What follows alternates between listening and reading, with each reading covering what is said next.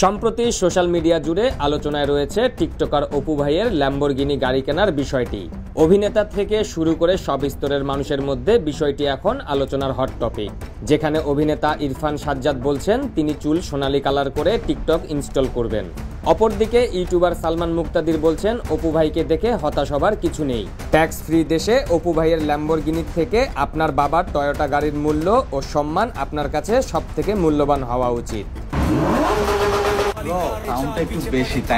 Social মিডিয়ায় অনেক netizen হতাশায় ভুগছেন অপু ভাইয়ের এরকম সফলতা দেখে। অনেকেই মনে করছেন পড়াশোনা না করে টিকটক করলে তারা এতদিন হয়তো অপু ভাইয়ের মতো সফলতা পেতে পারতেন। কিন্তু আসলেই কি তা? একজন মানুষের কাছে শিক্ষার চেয়ে টিকটক মূল্যবান হওয়া উচিত? বাস্তবতা ভিন্ন হলেও একজন বিবেকবান মানুষ হিসেবে আসলে কোনটি সঠিক? Hello 2025, good morning. অপু ভাইয়ের শৈশবের দিকে যদি আমরা একটু নজর দেই তাহলে দেখব তিনি অনেক দুরবস্থার মধ্য দিয়ে বড় হয়েছেন। তার ফ্যামিলি ছিল অনেক দরিদ্র এবং পড়াশোনা করানোর মতো সামর্থ্যও ছিল না তার পরিবারের হাল ধরতে তিনি নাপিত পেশায় যুক্ত হয়েছিলেন। সেলুনে কাজ করার পাশাপাশি তিনি টিকটক করতে শুরু করেন। অনেক সমালোচনার মধ্য দিয়ে পার করেছেন তিনি এবং অবশেষে সফল হয়ে দুবাইতে পাড়ি জমিয়েছেন।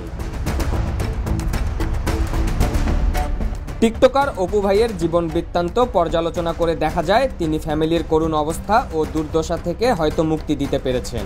একজন ছেলে যার পড়াশোনা করার মতো সামর্থ্য ছিল না, সেই অবস্থান থেকে টিকটক করে সফল হওয়াটা সে সমস্ত দুরবস্থায় থাকা পরিবারের সন্তানদের জন্য হয়তো অপু ভাই আইডল হতে পারেন। অপু ভাই আইডল হতে পারেন রাস্তার টোকাই ছেলেদের কিংবা একজন নাপিতের, যারা ছোট থেকে পরিবারের অর্থনৈতিক দুরবস্থার মধ্য দিয়ে বড় হয়েছেন। কিন্তু অপু ভাই কখনো একজন সাধারণ পরিবারের সন্তানদের জন্য আইডল হতে পারেন না।